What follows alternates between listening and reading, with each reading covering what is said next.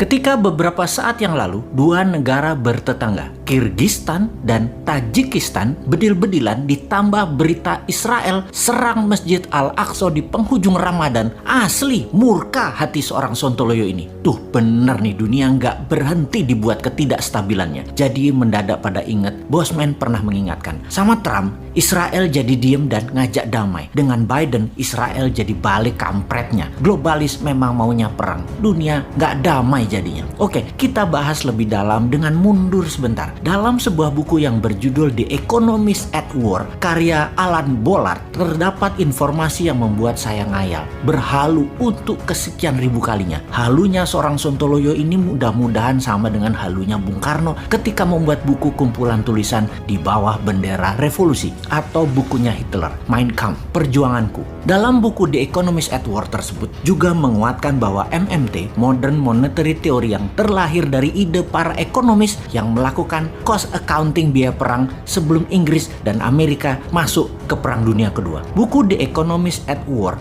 menjadi buku berbahaya ketika generasi new mind membacanya. Buku ini buku yang dilarang oleh old mind, terutama kaum akademisi ekonomi di kampus-kampus ternama. Anda tidak boleh punya ilmu yang lain selain ilmu kampus ekonomi yang selama ini berjalan, ilmu yang maha benar. Di Indonesia, kaum ekonom papan atas yang bergelar panjang lebar dan lahir atau berada di kampus-kampus ternama di Indonesia ternyata semua sudah pernah duduk di berbagai kursi kabinet dengan berbagai presiden. Sudah 40 tahun ini, sejak tahun 71, bergiliran ekonom ini mengelola ekonomi negara Indonesia. Apa buktinya? Buktinya, apakah membuat Indonesia menjadi negara superpower? Rupiah di tahun 71 itu nilai $1 adalah sekitar 300-an rupiah. Sekarang tahun 2021, 14.500-an. Pertanyaannya sederhana. Ditambah 3 tahun lagi sampai 2024, akankah membawa rupiah ke 10.000 atau ke 16.000? Ditambah lagi deh, karena populer dan rakyat suka dengan strategi buzzer, akan menggiring opini bahwa selama ini sukses. Jadi boleh tambah lagi hingga tahun 2029. Apakah rupiah jadi 10.000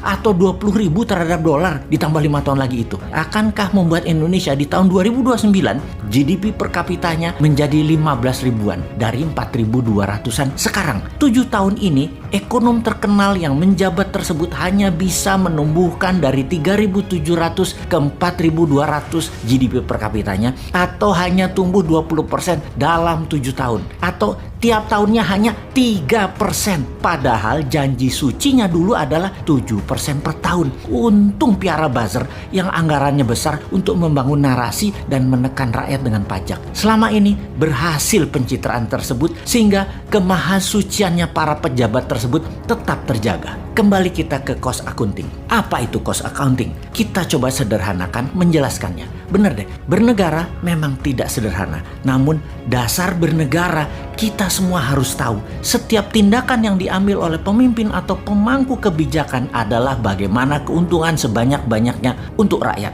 Saat ini ekonomi dan COVID di Indonesia menjadi masalah besar. Ada baiknya kita di mana salahnya bernegara dalam 12 bulan ini di dalam menangani economic at war dengan COVID, dan bagaimana sarannya untuk bernegara. Pertama-tama adalah menghitung cost accountingnya. Cost accounting adalah menghitung berapa biaya dari sebuah proses produksi beserta mata rantai produksinya. Semakin panjang lapisan produksinya, semakin baik ekonomi bernegaranya. Inilah biaya akunting yang harus dihitung sebelum dana diturunkan. Sekali lagi, kalau mengerti bernegara harus menghitung cost accountingnya terlebih dahulu. Dana BLT jangan asal kucurkan, namun dihitung efek mata rantai uang beredar dari tangan ke tangannya. Misalnya kita putuskan dana stimulasi ekonomi ini harus berbasis produksi minimum 12 lapis tanpa unsur impor. Ini harus dibuat rencana yang namanya cost accounting, dihitung rinci sekali. Kain misalnya yang akan kita buat, maka 6 lapis ke bawah harus kita urai rinci. Benangnya dari mana, bahan benangnya dari mana, kapas atau polyesternya dari mana, mesinnya dari mana, dan harus lokal konten semua, dan mesin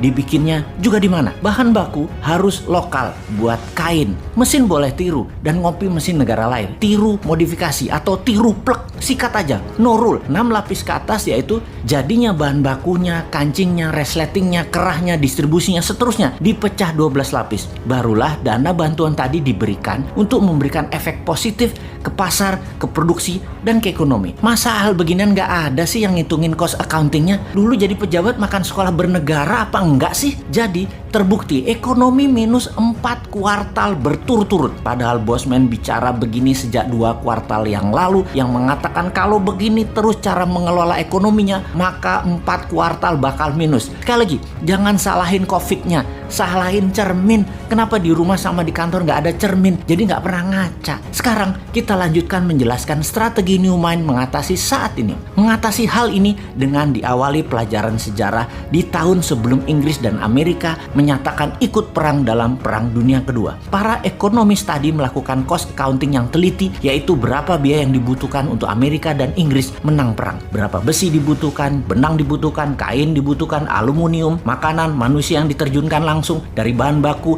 dirinci, diurai, didetailkan, kapas, tembaga, nikel, palladium, tantalum, bauksit, apapun mineral dirinci kebutuhannya hingga bahan baku tersebut menjadi benda, menjadi kapal perang, pesawat, kapal kargo, senjata, armor, dari personal hingga seluruh batalion, alat penunjang kesehatan, pangan, apapun itu diurai rinci dan semua produsennya didata. Dalam 2 tahun data ini lengkap dan di tahun 39 data tersebut rapi di meja Winston Churchill, Perdana Menteri Inggris kala itu, dan FDR Roosevelt, Presiden Amerika di kala itu. Apa yang mereka lakukan setelah itu?